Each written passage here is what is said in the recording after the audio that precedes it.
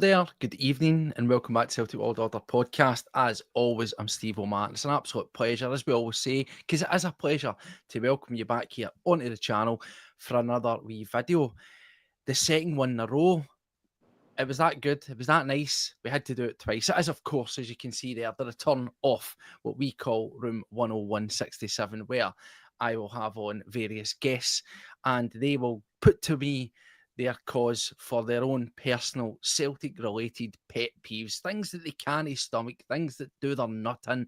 It can be anything as long as it's got a Celtic spin on it, and I will be judge, jury, and executioner, and I will make the decision. I will make the decision alone whether what they have told me merits to be banished or whether it's going to be access denied. And tonight is another familiar face, is another top guy, is a man that needs no introduction.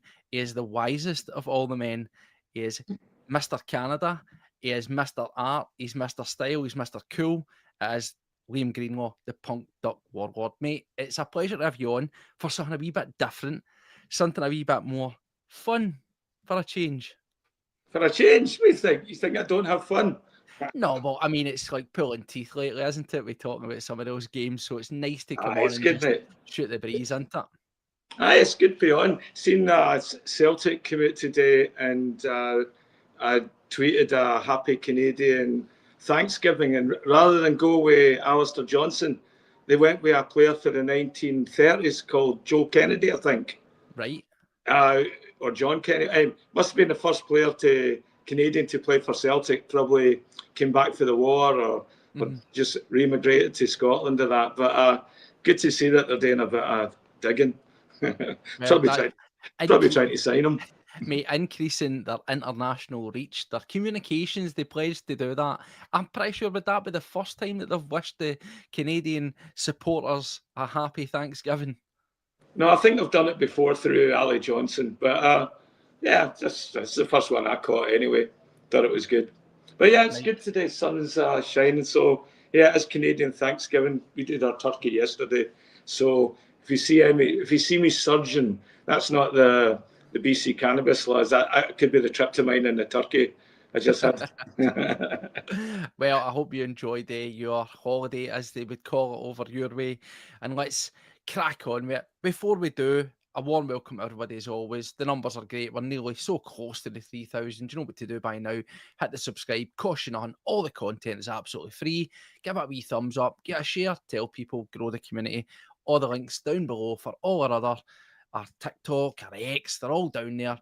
Jump on there. Connect. Let us know what is happening. And again, connect with us on those. So let's get down to business. Liam, as I will be doing with this show, we all know who you are, right? We all know who you are. Let's not kid ourselves on here. But I want to talk a wee bit before we get into your points, before we get into your, because it is moaning, let's be honest, it's moaning with a comical twist. Before we do that, I want to just talk a wee bit about Celtic and you, Celtic and the person, Celtic and the guest, because as we know, you are a well-travelled man over there and you find yourself in Canada.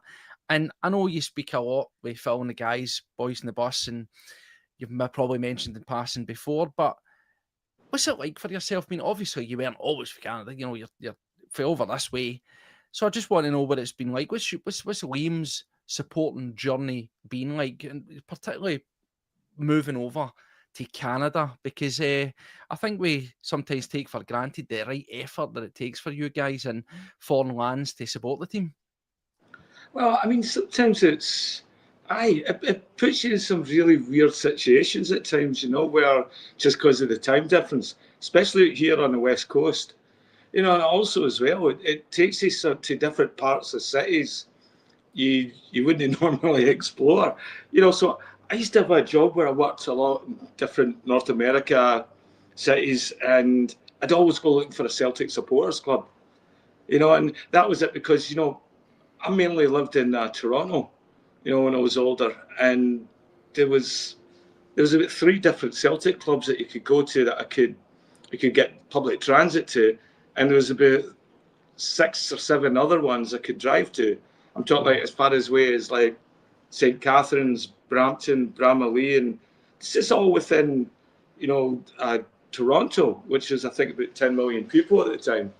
Mm-hmm. And so there was about 8 or 9 different clubs, and they all varied in size and stuff. So you find a community as you travel around different places, and you meet different guys, and you see they're all exactly the same, and you never know who you're sitting beside. Sometimes you got a traveling band that you've just been introduced that are like, doing their first tour of North America, and you start, oh, these guys are, what band you in? And they'll tell you, and then you hear them, oh, they're playing the Commodore tonight or something. That's happened with me a couple of times. And then, yeah, it's cool. It opens up a different community, and if you're brave enough, like what most Celtic supporters are, to embrace it, and you go out and you find it, it becomes part of the journey, and it's a lot of fun. You meet some brilliant people, and I'm sure there's people out there. Some of them have probably slept on my couch in Vancouver or Toronto or Bulgaria. Like it's been a few stragglers been dragged I home believe for. it's called a rock and roll lifestyle with you, mate. Aye, what was Aye, that? I says I believe they call it a rock and roll lifestyle. That's what you are. You're a man of many vocations. Aye, yeah. I sort of dipped my feet in that world for a while. I wasn't. I didn't actually get on stage to sing anything like that, but was around a lot of people and worked with a lot of people that did. Mm-hmm. And you just sort of, it's just sort of like, if you're, it's not fun to be around, put it that way, and you just sort of adapt and, and figure out how to do it in a sincere, authentic way. You get to hang around a lot and sometimes get to lead the charge some nights, Aye, that's the thing. I've spoke to you, and I must admit, I'm sure these things will come out at some stage from you. But yes, you've had a very exciting life, and there's many a tale to be told. But we're here to talk Celtic and Celtic alone. And am I right in saying, Liam, obviously as a fan, you weren't necessarily the sort of hook, line, and sinker born into a Celtic fan, I believe, and it was something that sort of developed out from you. So was that I'm assuming pre-Canada that your sort of love for Celtic really happened, was it? It's weird, right? So, my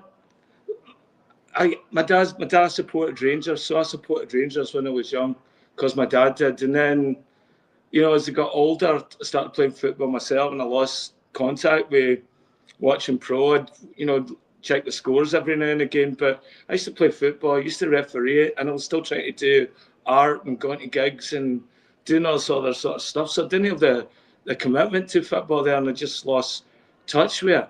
And so at the end of it, I didn't really support Rangers. I didn't really support Celtic because I was from a mixed family. And then they just assumed my allegiance would be Rangers because of my dad. But my young brother supported Celtic, and my brother was a football player. Everybody knew me. I was always Glenn's brother, even though I played football myself. And my brother was like an anomaly. He was really, really good. And so all the football identity of the family came through him.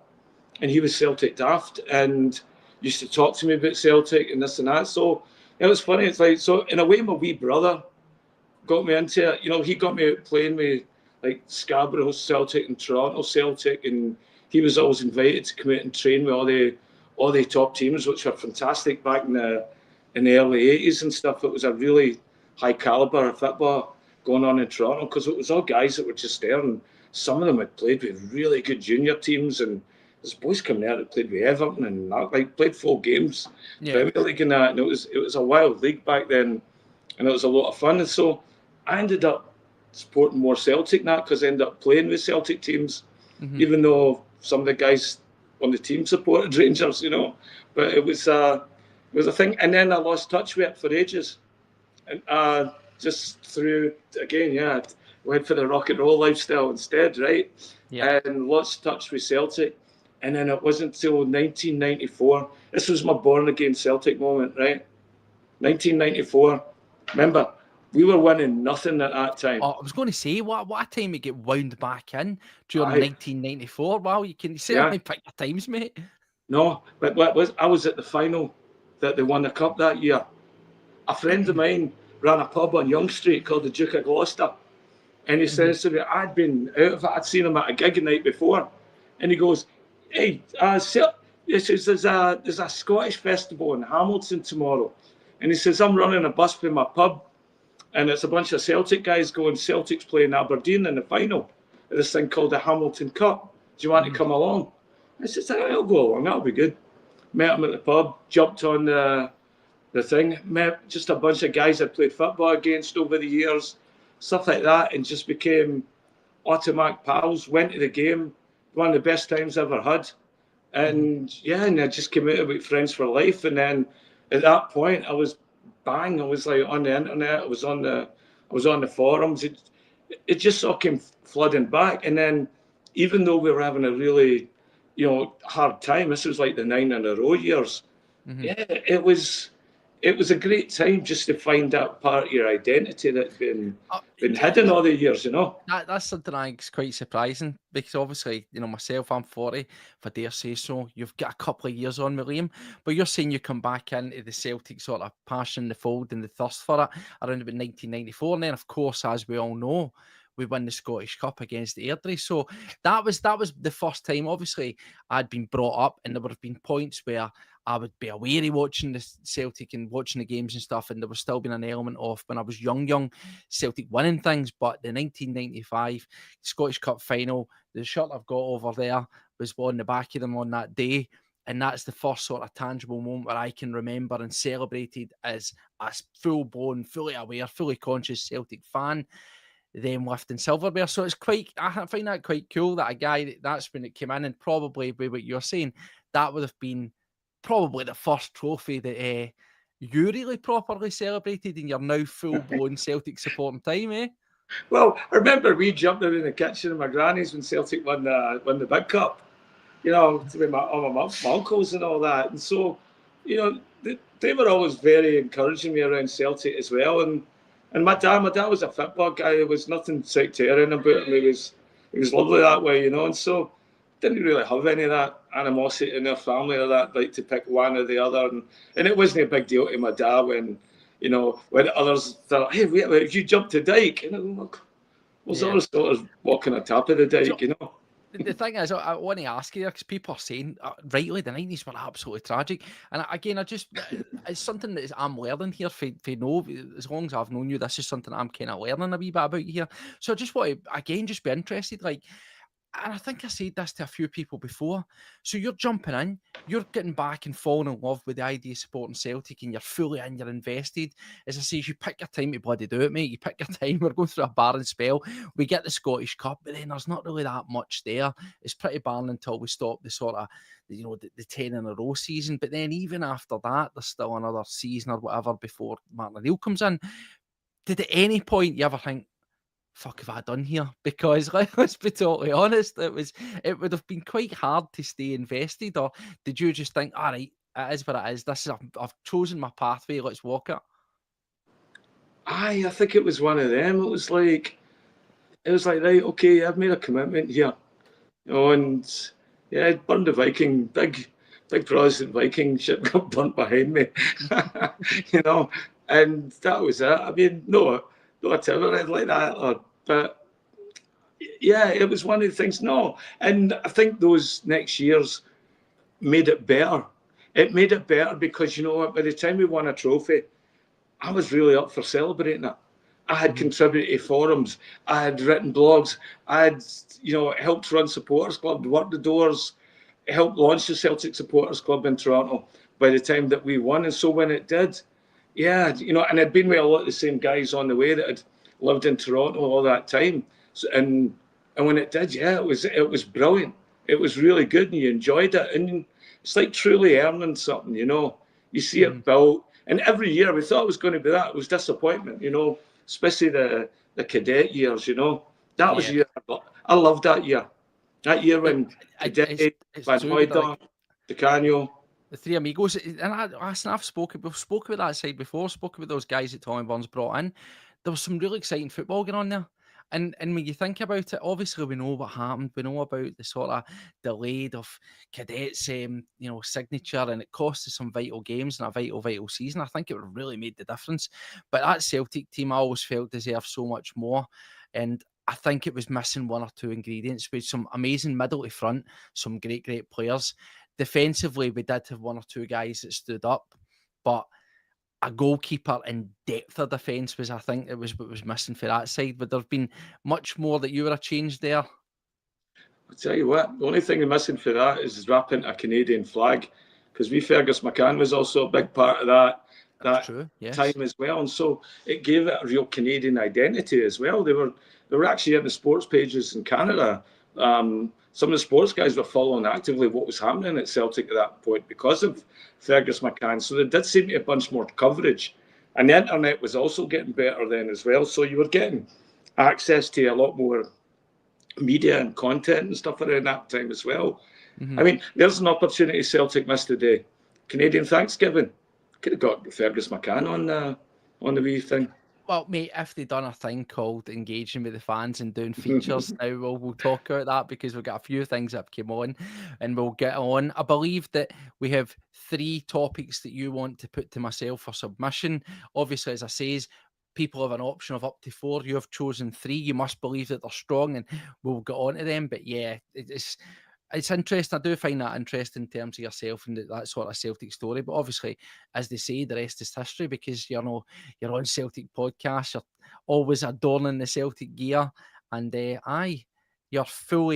you are now an official full-blown Celtic supporter. You would never have known that supporting Rangers as a young boy once darkened your door. So there we go. But I want to ask you before, just to finish up, because I says a wee brief bit about Celtic and you. So obviously you've come into it at quite a late point. You've come into it that 90s point right up to now. So that probably makes this question a wee bit sort of different, or at least the perception of the question different, because as I says, I'm sure you won't mind me saying, you are older than myself. So there would always be this instant, anytime you talk to somebody about Celtic, you would just look at them, you'd look at their age and think, oh, that guy's been a Celtic supporter. He's been a Celtic supporter for, the 70s, the 80s, whatever it may well be. Not the case with you. Quite new for your age, so to speak. So on that then, what would if I was to give you a Celtic 11 from you getting fully committed, hook, line, sinker as a Celtic supporter, right up to current day, and I says, pick me a Celtic 11 of the teams that have sort of meant something to you. I'll give you 11, mate, and I'll also give you a manager and 1 sub per position, a goalie, a defender, a midfielder, and a striker. What is your all-time? What's your select Celtic side then? Try and make this easy. All right, so Borach, McGrain, centre back, Reaper. Very good choice, underrated. Yeah. Let me get back to it. Maybe play 3 at the back. And Stefan Mahe. Any way you want it, mate. You're fucking maniacs. I like it. Stefan Mahe. Who's going to have to have a bit of grit, right? There's going to be plenty of abuse in the midfield. In the midfield, they'd have Paul Lambert. Yep. Victor Wanyama. Right? 2 in the midfield. And then what? We've got 3 up front now. You can have as many as you want. 4 up front. Goalie, we'll get Boric, we'll get Reaper. We have. So I've got Larson. McGrain, Larson. Yeah. Wanyama. Yeah. You've given me Lambert. Yeah, Lambert. That's your 7, mate. You're 7. Okay. And then I was thinking, okay, so I've got Larson, Sutton. Yep. You're 8. You've still got Jimmy Johnson. Starters. Right. Oh. And the last one. Reggie Blinker. No, DeCanio for the last one. Oh, mate, you've went mental.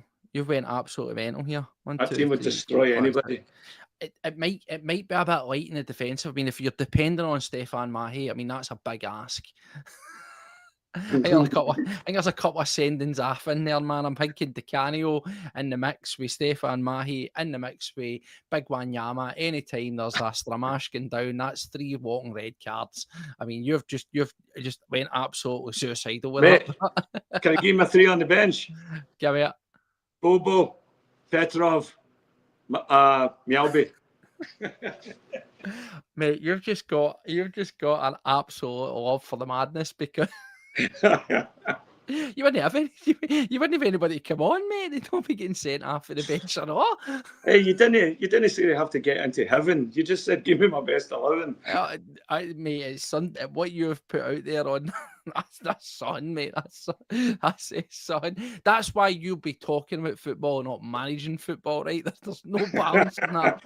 No balance in that I side coached a men's whatsoever. team, highly successful. Mate, that's a soccer sixes team. That's what that is. That's maybe going to win the Tenants soccer sixes back in the day. Mate, oh, fight, win any fight in any legion across the north of Britain. Glennorrie, crazy English tunes.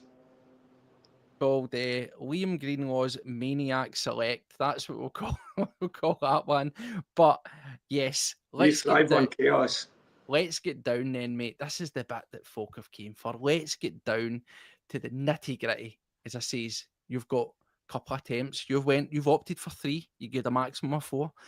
And for those that are watching, just to clarify what you are watching here, it is a shameful, shameless direct rip-off of a very good show that was once upon a time on called Room 101, where I will have guests and I'll say, you tell me, give me your pet peeves, put them towards me with a Celtic spin on it. And Liam's going to hopefully reason quite well for what annoys him, and I'll make the decision. But before we kick on, just to confirm, obviously with episode 1, and that was another familiar face, it was Terry Robb. Now, for clarification of what's in and what is out so far, in room 10167, banished to the depths of it, is the Celtic board, the current Celtic board. That didn't even need to get said, right? Because people would want it. That goes without saying. That's there, top of the list. And successfully, we saw Lennoxtown Unfiltered and new player interviews. In other words, Celtic's YouTube productions were sacrificed to room 10167 because of how garbage, staged, and predictable they are. 2 submissions that were made that were unsuccessful were booking fees on match tickets. And that was because Terry Robb takes full advantage of that. And finally, hospitality, because nobody's holding a gun to your head to pay over the odds to get in early. So let's get in about it, mate. I believe you get 3 submissions, and you hit me with your first, which I believe is 12 p.m. kickoffs. Now, we always say, whatever happened to Fitbit at 3 o'clock on a Saturday? Well, it's an ever-changing world. The big bad tellies get involved. But 12 p.m. kickoffs is your jump-off point. Sell it to me, mate. Sell it to me. My last game was in Glasgow at 12 p.m. and I couldn't believe it. I've never felt a vibe like that. You don't even go to sports in North America at 12 p.m. Like maybe a baseball game. That's at least 1 o'clock, and there's drink in the stadium. So and you can go have lunch and all that. It's beautiful. It's all laid out for you. But these 12 p.m. kickoffs, I'm used to them. That doesn't mean I have to like them. In fact, sometimes it's been to the detriment of me 12 p.m. kickoffs because I live in Vancouver, and to get to the Celtic Supporters Club, we have to walk through Gastown. And on Gastown is a street called West Hastings, which is one of the most famous streets for it's night of living dead. You have to cross that to get to the club. So yeah, that's my personal reason. Actually, Steve, I sent you some footage somebody shot of Vancouver Shamrock Supporters Club going to a 4 a.m. game. I didn't. I shall play it here.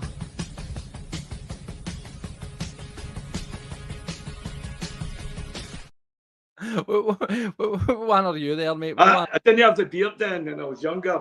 I mean, so you're saying it's the inconvenience. It's bad enough staying in a different time zone, other side of the world, and then these 12 o'clock kickoffs, and then of course there's a knock-on effect. There's 12, there's now 4, there's 4:45, there's 5 o'clock, there's everything else in between, and we know it's all down to telly, and it probably doesn't help the fact with the sounds of it, you're probably walking through an area of your locale that's normally on fire. So 12 p.m. kickoffs, is this more of a thing? Sell it to me. Is this more of a thing because of where you are, or is it an in general thing? Even if you were over here with us, would you still not be into it? The fact that it can physically inconvenience somebody like me all this far away. Imagine those poor people who get up in the bottom of England, across in Ireland, even just different parts of Scotland, or living your life just with the traffic congestion in Glasgow of trying to get to a 4 a 12 p.m. kickoff with the inconvenience for your lanes and their activities and the things that you have to fill on a Saturday when you work 5 days a week. Aye, Mhm. get it in the bin, Steve. Well, I mean, they're getting some people. There's a lot of support here. There's a lot of people that aren't liking them. But here's one I want, just again to play a bit of devil's advocate. 12 o'clock kickoffs. They have maybe a wee bit of a time and a purpose. Usually, it's the Glasgow Derby matches get moved forward, and it seems to be that it's dual purpose. One, there'll be a wee bit of TV into it because they want to throw us Scottish, us poor relatives of the football world on nice and early, but at the same time, it's because they maybe don't trust fans. Does it limit the drinking time? Do you see any reasoning? Is there any justifiable reason for a 12 p.m. kickoff, mate? Mate, when you're doing a world-class television show, you don't put it on unless it's in prime time. If your goal is to be world-class and we represent the best of Scottish football, let's show that prime time. Let the audience decide. Make it a better package. Mm, That's the mm. challenge. Well, that's the thing. It's they move on, and I'll probably say we're covering it as 12 o'clock. Is it specific to? I'm trying to work with you here because I don't. I only don't mind 12 o'clock kickoffs, depending on the situation. Right, I kind of maybe I've just became accustomed to it, and I don't have this the sort of pinch at you of being elsewhere and it making an already difficult task a lot more difficult as well. Are we talking in general? Is this as I said, what happened to football at 3 o'clock a Saturday thing? Is this encompassing everything? Does this even get the vote for like European games 5:45 on a Thursday night patter rather than 7:45? Is it just any shifted kickoff that you're not really liking, but you're using 12 o'clock as being the sort of figurehead for all this crap? Yeah, I think it's just unusually early to provide sports entertainment. It's like it's a different perception when you do anything when you're just out your bed than when you've had time to settle into your day. After a day of hard work, you probably need some sports entertainment. If you Mhm. go in the crowd and there's part of the supposed to be part of that spectacle, and then you complain about the energy in the stadium, well, what I mean? Like, think what you're dealing with here. You're putting some on it like basically it's just an abstract art that it's only really happened maybe the last 15 to 20 years where Mhm. football's always meant to be played at 3 o'clock on a Sunday. Now that sounds very dogmatic, but there's a reason for that, and I think it's probably when you probably get the best performance out of your players as well. I'm sure as our analytics team have all sorts of stats on performance in different times of the day. I mean, it's been proven just through cycles and the moon and things like that time and sunlight and all that position as a factor of football. Aye. I must admit, I am swaying here. I am really, really swaying here because there's and I try my best to be objective here. I try my best to be objective when people are putting. I will continue on all these future shows to be objective and not let personal feelings really make my decision, basing it on what the people that are telling me, i.e., yourself, are saying. And I don't know. I'm not going to lie to you, Liam. I'm not going to lie to you. I really don't know. And the reason I'm saying that is maybe there's a wee bit of selfishness and I don't get now being a married man with kids and all that. I don't get a good run at it. But in the occasional time that I do, I like nothing better than a super Saturday or a super Sunday, and you get a 12 o'clock kickoff. You'll then get your 2 o'clock, then you'll get your half fourer, and then you get your late one. And I quite like that. I quite like it. It's panned out. And I know it's all telly driven, but again, if I bring it back to my team and I'm having to travel into the stadium, I like it. So I'm a wee bit like that way. I'm a wee bit like that way. I think that as people are bringing in the amended kickoffs, there's talk here are ridiculous. 8 o'clock kickoff coming up versus St Mirren on a Saturday. That if that's the case, that's bananas. I'd 100% get that in the bin. And then also, I don't like these amended kickoffs for the Europa League. I hate the idea 5:45 on a Thursday. That's absolutely stinking. And then, of course, that means that your game's always going to be on a Saturday or a Sunday usually. And it's 4:30, it's 5 o'clock. So I don't like it. I like the traditions of bang 3 o'clock. But I don't know if it's that much a hardship. I'm honestly, what do we think? Have we got any general consensus from those that are viewing here before I put the hammer down finally? In fact, I will ask Paddy. Paddy can be the sidekick. Paddy is in here. Paddy, talk to me, brother. 12 o'clock kickoffs. Is that really that bad? General Zod's wanting it in the bin. There's a bit of support here. Oh, I don't know what. I'm thinking, and there's a lot of talk about the fans and stuff as well because they're having to come over. I imagine, as I say, for the travelling support, it's pretty rotten. I am going. I've made my decision. I've made my decision. Big inhale. Take it. I am going to say, in this case, yes, it's banished. I'm putting it in. It's going in. It's going in because I don't like what it involves. It has a knock-on effect to everything. And that is what I'm doing. That is what I'm saying. I'm going with 12 o'clock kickoffs, straight in the bin, no having it. And as I say, that will go for anything. I'm covering it over. I will be marking this down as amended kickoffs, full stop. So put your early Europa League games in there, put your 12 o'clocks, put your half tours, even a 2 o'clocker, get that in there, get your half five in there. I'm having none of it. So yes, congratulations, you have done that. 12 o'clock kickoffs have been banished to room 101-67. I must admit, I had to just go away how it affects other people and not myself. Because if it was just me, I would have went, no, I'm all right with it. So don't say I'm no fair. Don't say I'm no fair. And there's Paddy. He's a member of his own channel. Such commitment. Love that, mate. I'm not a member. Maybe I should be. That's terrible, isn't it? But love it, Paddy. Love it, love it, love it. So, talk to me. Let's move on. Item 2 on the agenda for yourself, I believe, is, and I think, bah humbug indeed, Christmas adverts. I mean, come on, Christmas adverts. I know that marketing's right up your street, so I'm sure you'll have a compelling reason, but come on. They annoy me. Christmas adverts. They annoy me. This would be the time of year. Actually, I'd probably be just finishing most of them right about now. I've done a few in my time. I didn't do that one, thank God. That's the one that always just like cracks me up. It's like, oh no, I was bet they tried to bury that one. But the Christmas ads, Steve, they go in one of two ways. Like you can see they do, and it's sort of funny. I've been looking at them all because they've been done. It's been less maybe 6-7 years you do them and all that, and they're usually either one or two type ads.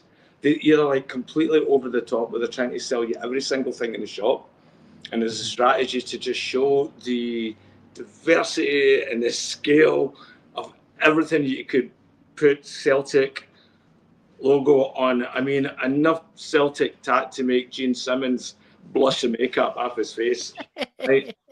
So, and I think that was a marketing plan, Kiss coffin, I say Celtic coffins, so, that's the thing there. So you see, sometimes there's a marketing push to, like, let's sell everything in the shop. Yes. And some of those ones, it's all the individual players with toys and tracksuits and everything they want to sell you. And then the other one is ghosts. They want to sell you ghosts. We're a team full of ghosts, right? So for Joe, so was it Uncle Joe or Grandpa Joe? Last year, that was one where like they're selling you the ghost and the spirit. I liked that one, the Tony Roper one. I liked that. I thought that was a bit heartwarming. It's sentimental and all that, right? I'm just showing you the framework between the two of them, right? So there's that. So they go from very hard sell, and they oscillate between that and then sentimentality. So I think we're gearing up for another. I'm predicting that this year's one is going to be like a hard sell one. It's all going to be selling as much stuff as they possibly can. To jump in on that, read the room, Celtic, and I know that sometimes it's been everything. It's been gifts, and it's it's a Celtic gift. It's a Celtic. It's all branded. I get it. It's there. He sell you something. I think the one obviously last year went more for a story type thing, where it was less cheesy, less selling you something. Bear in mind where we are. Bear in mind where we find ourselves, the times that the board find ourselves in. Are they really going to do a hard sell merchandising push Christmas one this time round? Well, or are they going? Or they could know what they could do? I'll pitch it to you. Would this make you happy? they could have Peter Law as being like Scrooge, right? Or Michael Nicholson being Scrooge and going through the past. They got, Christmases past and Christmas in future. Oh, and here's because you were a tight bastard. They didn't qualify for the Champions League. And there's Brendan Rodgers greeting because he didn't get good players. And here's Christmas future. Oh, fuck, that's right. You get knocked out of Conference League qualifying because you're a tight bastard. They could really properly do a good one this time, couldn't they?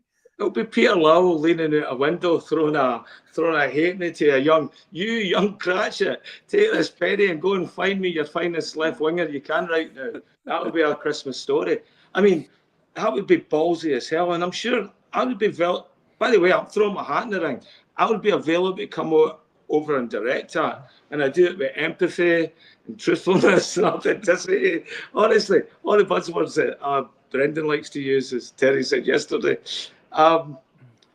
It's I mean, I love them and I hate them, and it's just because I come from that world that I like to look at them. What I'm hoping for this year is that if they do something that's different outside one of those two, take guidance and inspiration for the Adidas ad, because that to me, like, if you look through the cracks of that and you really listen to it and you watch what they're telling you about, I think that's Bobby Gillespie's telling his authentic Celtic story. I'm sure he's the one narrating it, and just the scenes and all that. If you've read his autobiography, it's absolutely brilliant. I think it's Tenement Kid or something like that. Yeah. Sorry, somebody will correct me with the title. Just went blank right now. But it's the Turkey Tryptamine kicking in. I think it was based on sort of his sort of story, and I'd love to see if Celtic do more of that. I mean, what I loved seeing in that ad was the authenticity in that. Like, I knew that was a close in either, it could have been the Arden Craig Road in Casamont, it could have been Easterhouse, it could have been in the Drum. It's like it had that 70s scheme vibe to it. And yeah, just even being this far away, it connected with me as it anchored me into all sorts of these nostalgic memories and that. So I think now that I've seen that sort of blueprint, and I think it might be a director they normally work with, it'd be great to see if they could create more of that sort of voice in their advertising and marketing for Christmas. Oh, I mean, there's a right split room here. I'll be honest with you. I think that the one last year was good, right? I quite liked that. I quite liked that. I thought it had a different sort of approach to it. It was more of a Christmas, carol type story, and it wasn't hard sell. I think that's good. Now, what I will say, Baby, it had so here's what I'm up against, right? So I'm not up against Christmas ads. I thought what I'm against, and this is what we're going to put in the bin, right? In the room, it's the cringe factor, right? And I think last year's was heavy on the cringe factor, mate. I'm sorry, right. my boom, boom, boom, it all went up. So I will say some of them have been terrible. There's always wee funny things like Succulent Lamb and the Ange one, not right. It's kind of wee funny things. But the one thing I will say is, and this is what this is in its defence. This is me being honest. I know you're a marketing guy, and this is going to go against what you're saying. I'm really struggling with this one for you. I'll be honest.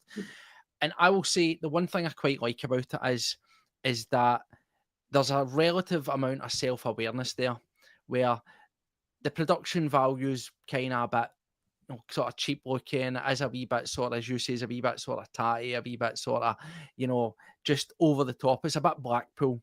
And I like the fact that it doesn't quite take itself that seriously.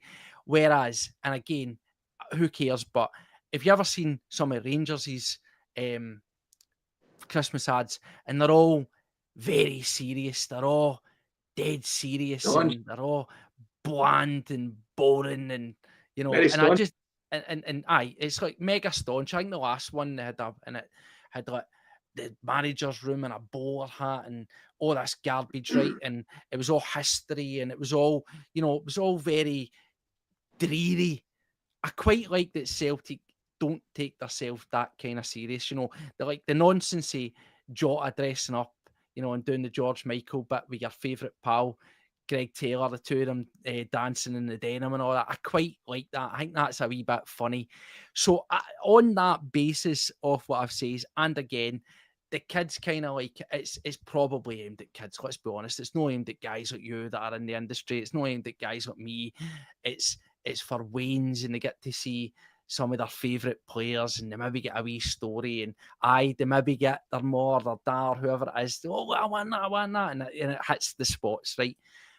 But the fact that it doesn't take itself too seriously and it's light-hearted, and I think Christmas for me is a time where you shouldn't be taking things that too seriously. You should have a wee bit of a laugh, maybe at your own expense, be a wee bit sort of self-deprecating and all that kind of stuff. And I think that's exactly what they are.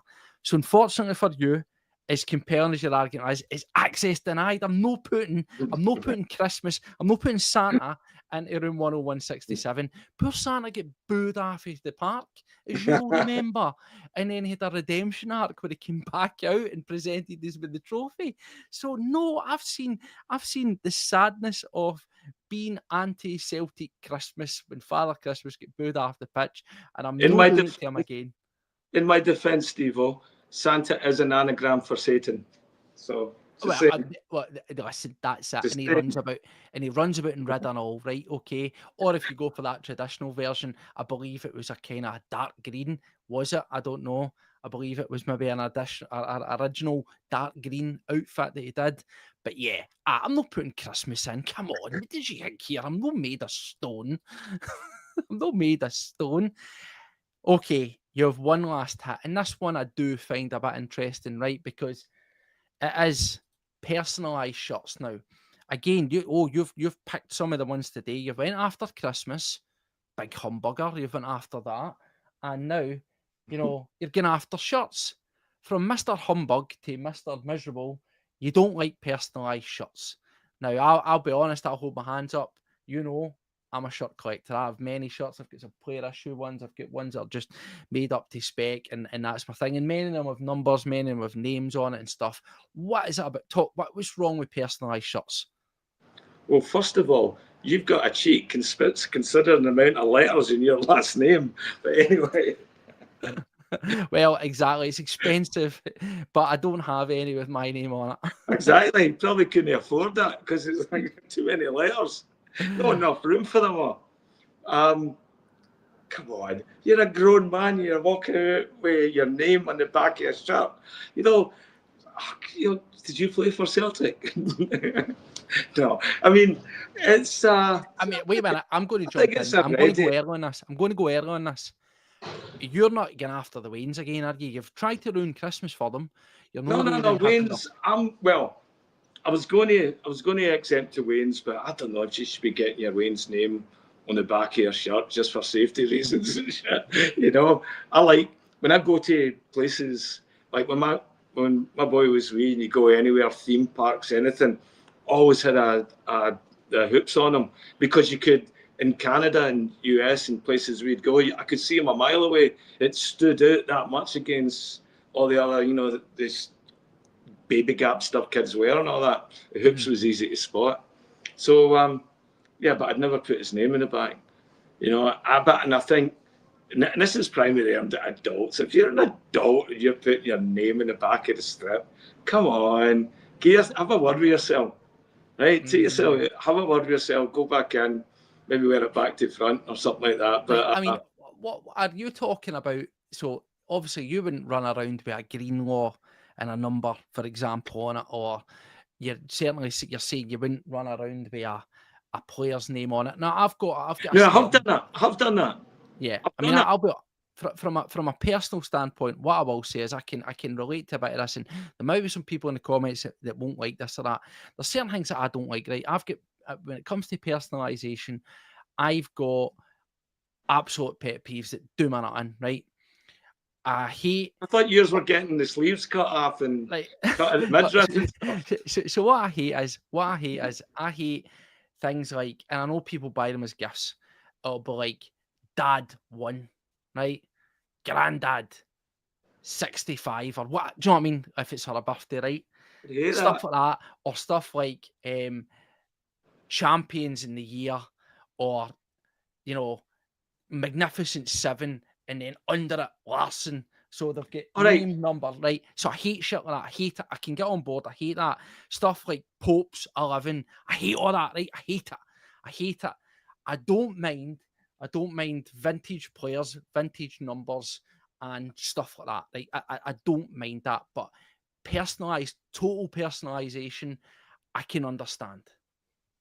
But it's the wearing of them, Stevie. The Yeah. wearing of them. If That, you're yeah. if In you're and a row my age nine and and you're that wearing stuff. a jersey with your name on your back, and that's no for your playing days. That's bad news, man.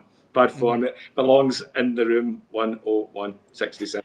Yeah, and this is the thing. There's a lot of people are coming Copyright. in with it. So since it's something that's annoyed you, and I've gave you some. What are your what sort of things have you saw on the back of shirts where you went, that's just gave me the heave? Oh, I hate the lasses one where it's like, oh, Sutton's girl or, MD's girl or babe or anything like that. That's the woman. Woman, you need to have a talk with yourself in your groups or whatever you talk to each Yeah. other. Down the hand there, put a cuddle in your darling, so that's not right. Yeah. And then, yeah, I don't mind if it's any that's really funny, but I've not seen any that are really funny. Most of them are like tragic puns and just stupid stuff like that. I mean, the Pope's 11 on it, it's great, but it's just like, as you're saying, I'm an I'm Uber Tim, and stuff like that. And I think it's just wear the hoops or, wear a scarf. I don't know. Well, I'll be, as I say, I can speak here quite broadly on this and openly, because as I says, I've got a lot of tops that I buy, got a lot of player issue ones and stuff, and they've already been made up for the players and stuff. So I do have a lot of tops that I'll wear, and they've got the numbers and stuff pre on them and that, right? So that's the nature. I have a funny spot, for example, like I wouldn't go out if it was me, and I wouldn't get like I wouldn't go and get like a Jota 7 or something on a shirt. Now, if I got offered a Jota player issue shirt, I would buy it and I might wear it. But that's different to me, if that makes sense, because the sort of the Aye. background on it. And Paddy's saying Paddy Boy 67. That's and then also as well, 420 saying, what about a CWO top? Well, we wear CWO t-shirts because that's our podcast, that's our brand, and it's obviously to be on point. And that's actually going to be quite. You've actually opened up something here, because we've been discussing getting for the guys on the podcast Celtic shirts made up, not actual Celtic shirts, but our version, a CWO version of the shirt. And as is the nature, we were going to get some sort of CWO based printing on the back, whether that would be the name and a number, and those may well just be as part of a backdrop. So that would slide into what you're saying a no against, and I get that, and I'm kind of thinking, right, I still wouldn't change my mind based on what you said, because it's for the show and it's for that kind of stuff.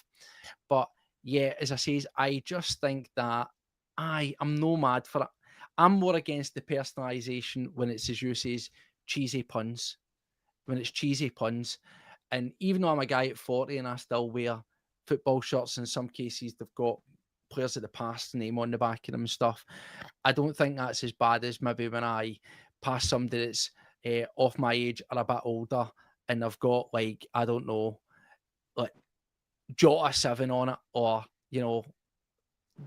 sort of trendy players that, Kyogo 8 or something like that. It just doesn't seem, I don't know, it just doesn't seem sort of like the kind of shirt that I'm going to wear.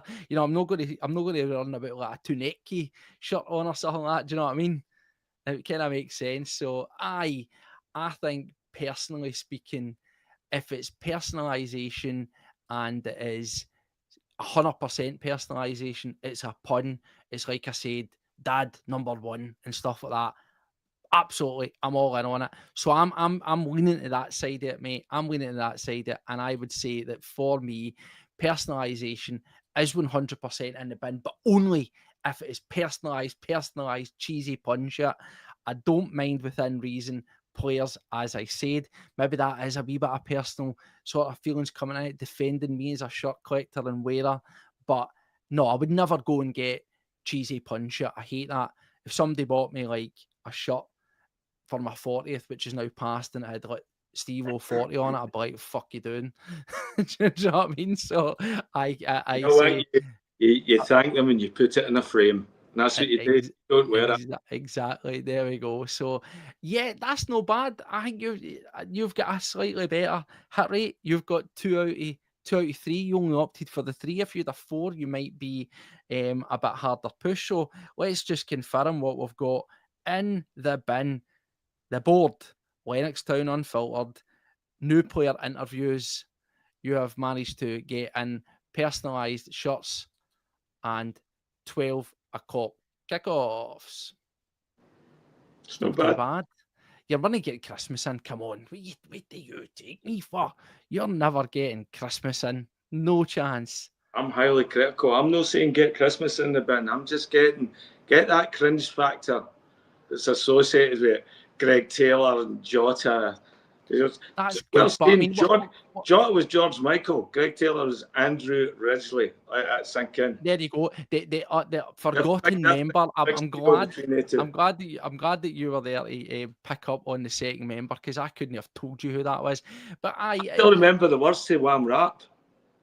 what about? Oh, but that's showing your age. Still learned that on the night out. So what about? Let's get ourselves back. We've went through your points here. We've had the international break, and we'll find ourselves coming back into some football at the weekend. How do you feel coming into an international break, mate? Obviously, we didn't really get a chance to sort of speak. We didn't get a chance to speak beforehand. We're playing Dundee, right? Let's be honest here. Away to Dundee under Mr. Presley, and they didn't look too clever in their last game against an extremely, extremely poor Aberdeen side. How are you feeling coming out of the? I know we've got to forget the turmoil elsewhere at Ibrox, but how do you feel coming out of this international break? Obviously, the fan meeting results were underwhelming. The attitude of the board was very much brought to the fore again. Do you feel this team will have, gelled, if you want to call it that, bounced back, got a wee bit of sort of spirit around them? Are we going to see something different? Because if you're coming back to a game, away game or not, a game against Dundee's got to be a right good start, isn't it? Well, I think you're coming back to just sort of like big opportunity right now. Like all the international break fell at a really favourable time for everything to sort of fall into place for us to get a more positive outcome of this. That's what I believe. I think it took all the sting out of the protest. It's moved away the attention to Scotland and Scotland's deficiencies, although they got 6 points, but we're all thinking the same thing as well. This style of football is not sustainable, that when we get to a good team, we'll get smashed. Mm-hmm. So we're coming back. We've had a chance. There's been a lot of profile players we have that didn't have international engagements. We've seen Alistair Johnson's already back. I saw that in training, yes.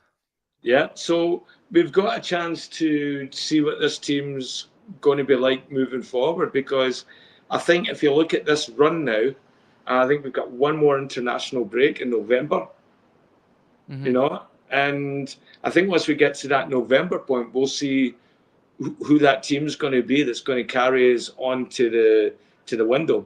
And these next couple of games are going to come fast and furious. Europe League, just vice versa. So it's going to be interesting to see what Rodgers gets out of his squad and all that. And then I think it starts on, I don't know whether it was Saturday or Sunday, but when we played Dundee, I want to see. Well, mate, and you'll be happy because it's a 12 o'clock kickoff on the Sunday. There you go. Warriors about to play. Straight in. There you go, mate. And then, of course, back at Celtic Park on the Thursday, Sturm Graz, normal services starting to resume. And that's the thing. We look at that game. Dundee, you'd like to think it's going to be a nice wee sort of segue, a nice wee settler in. And then Sturm Graz at home. Again, we watched them play against Rangers. They were taking them apart. A wee bit of the last, a roll of the dice for Martin, but he chucked everything at it and it didn't quite work. I didn't think they looked like a great team. But again, I didn't think Braga looked like a great team. So it's just going to be really important to see how they come out that game, because the game against Motherwell prior to the international break wasn't, fantastic, but there was positives to take out of the fighting spirit and the comeback. So, I mean, what do you think, Jink, we're going to get?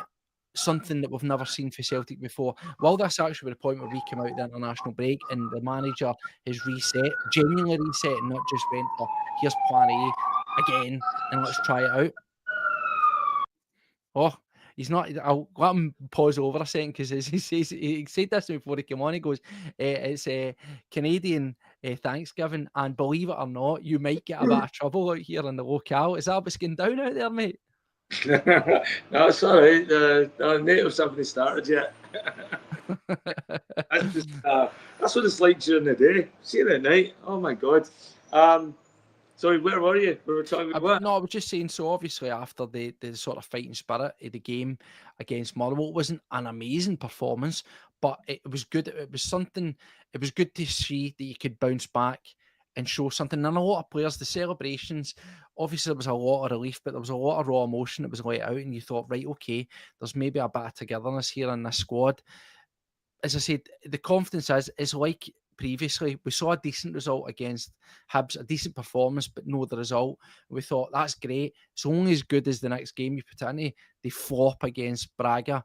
They then have a fighting comeback, as we've discussed there, against Motherwell in an international break. So my worry is I don't know what version I'm going to get. Well, it depends what version Rodgers picks, and if you can see there's any progression of the team in the form of strategy or tactics. Mm-hmm. We can't just hope that the players get better in that position and all of a sudden it's going to gel. It's not. We've got the horseshoe of death back again. So I think this is very much, and I think this next game, I think Rodgers is very under the focus. And I want to see I want to get a better idea, as just like you want transparency for the board. I want to see something for Rodgers that resembles some sort of in-game strategy, and not just stick to the same process at any cost. I mean, Phil and I talk about this in Boys of the Bus all the time. It's just like he has a stubbornness right now that I think borders, on Strachan-esque levels.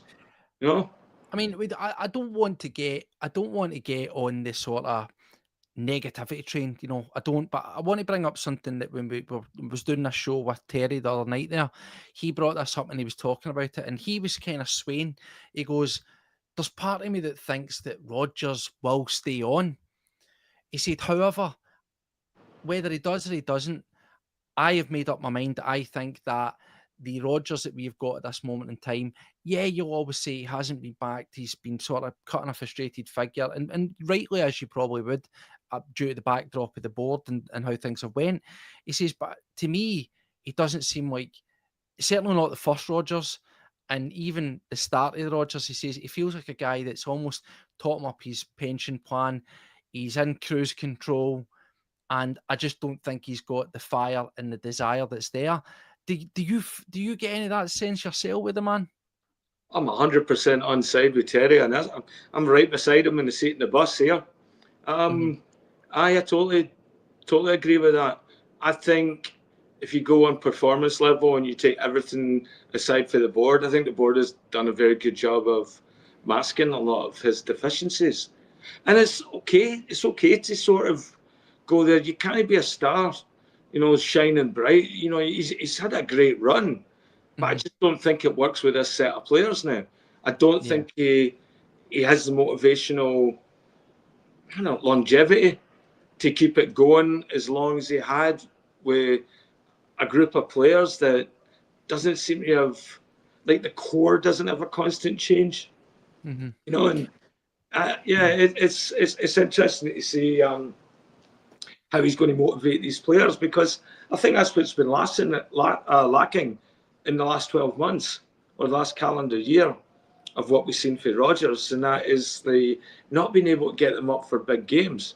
So I want to see how we come out. Like, we've not scored early in a long, long time, and I think you'll see it as well. And Phil pointed this out on Friday. It's like they just need to control the game at all costs. Well, see me, look at it. That's the Sorry. Celtic. Yep, sorry, you were cutting a wee bit there. I was just saying, see when I'm having a look at it and we look ahead, right? This really, this next couple of weeks, it could be, I know it sounds a bit dramatic, but it could be pretty defining in terms of where Celtic go. Dundee up first, doing Graz, 26, a 12 o'clock kickoff again, mate, on a Sunday, away to Hearts.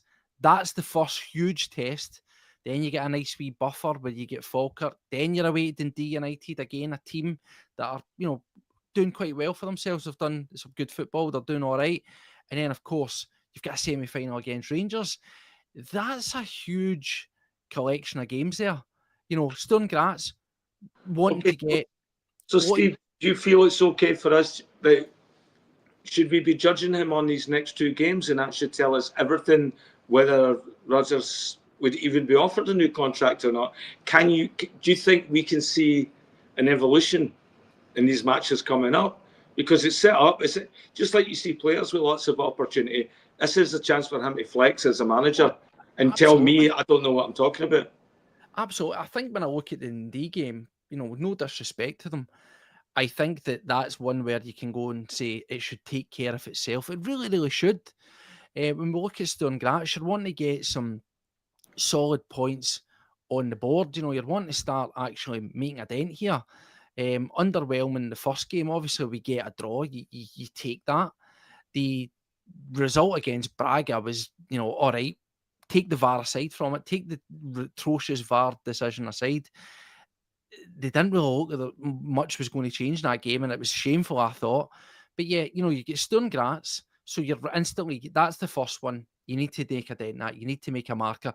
You need to win. A draw isn't acceptable 3 games in and 2 of them being draws, particularly when you look at the quality of teams that were actually been playing and the fact that 2 of them will have been at home. Sturm Graz is the starting point for me. You need to get a win in that.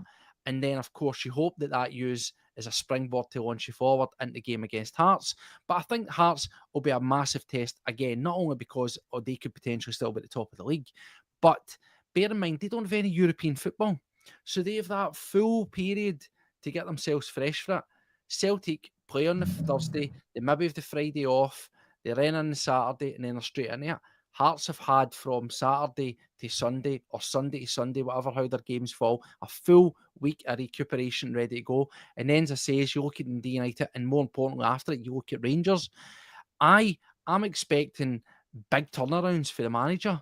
Those games are huge. The game against Sturm Graz, the game against Hearts, and the game against Rangers. You've got to treat, for me, all 3 of them almost like a cup final. Every single one of them is must win.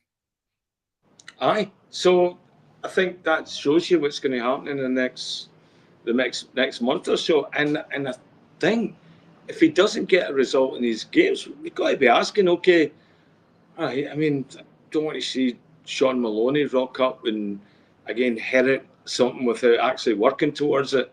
You know what I mean? Like it seems like a bit of consolation prize there.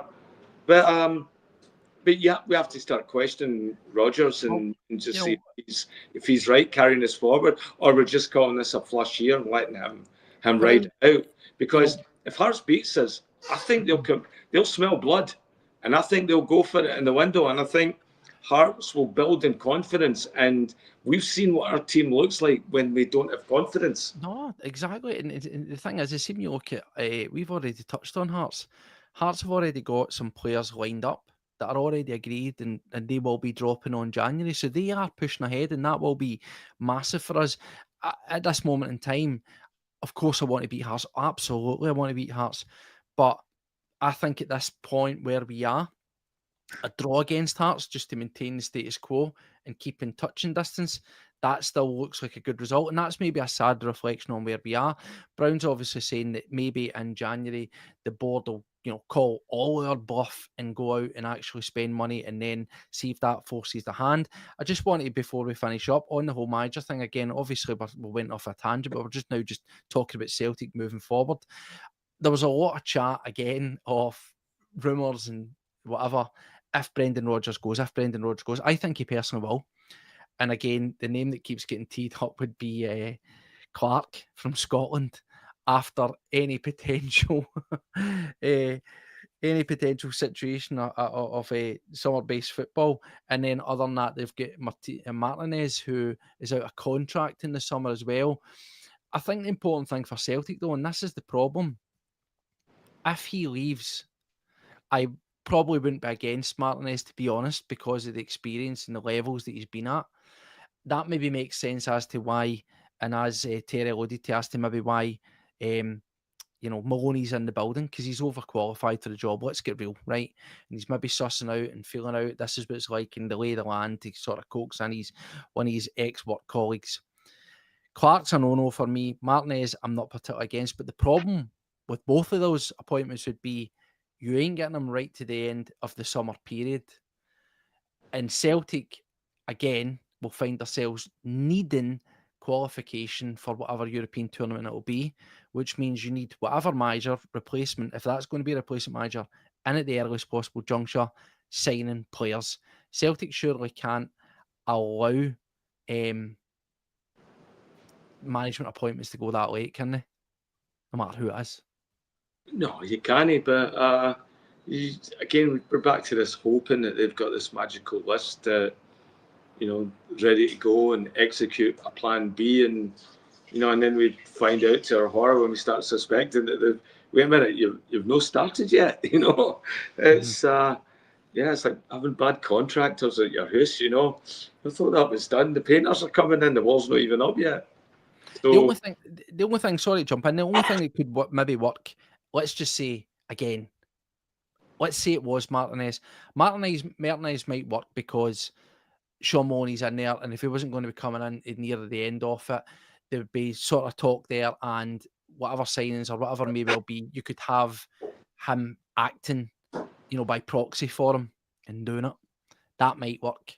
That's the only slight one that could work. Well, it seemed to be, we seem to get a lot of interest in the Belgian market when those two took over the Belgian club. So, there must be a relationship through players, agents, or something there as well that makes them attractive. And the fact that we've done a lot of shopping in the Belgian market, and even though we got from Germany, highest paid price we played for a player is Belgian, and selling guys like Jack Henry and even the loan deals out in Belgium and that as well. It seems that they might have some influence in that. I mean, that's just speculation, but it seems to sort of point that way. I don't know about Martinez and that. I was never impressed with what Belgium really did with the amount of players that they had at their disposal. There was never where, there was that one, but I think they got knocked out by England, or was it Croatia, a couple of years ago in the Euros. That seemed to be when they first took over, and that's when I thought they would have been flying. You want to see them. For me, I'd rather they pushed the boat out and got somebody else, and that's it. Italian managers seem to be getting off a good tune out of Scottish players. Maybe we should look in at up and coming Italian manager. Let's see how we Cesc Fabregas gets on at Como. It was quite funny, wasn't it? Because we look at certain up and coming foreign managers. Look at our man down at Chelsea. He was in the mix, wasn't he, Maresca, and that was scoffed at. And Jesse Marsh, he's from Canada. He was in the mix when Andrew hired.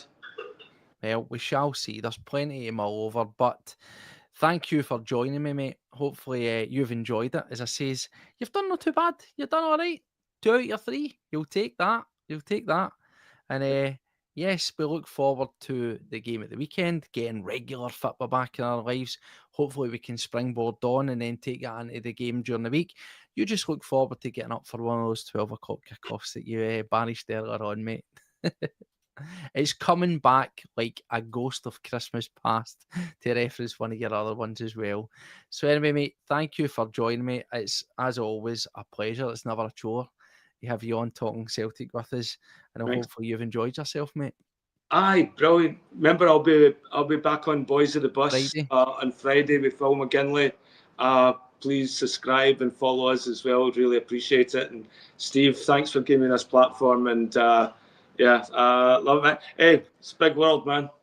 Anytime. And yes, as he says, get yourself over, check him out on a Friday, 9 o'clock, for the most consistent weekend preview show in Celtic podcast. And that's what I will say about it. It's there, it's always there, and it will continue to be there, 9 o'clock. Just make sure after you've finished that, come back and watch whatever we might have or some of our other videos. So until next time, take care of yourself. And as always, hail, hail. We'll see you later. Bye-bye now.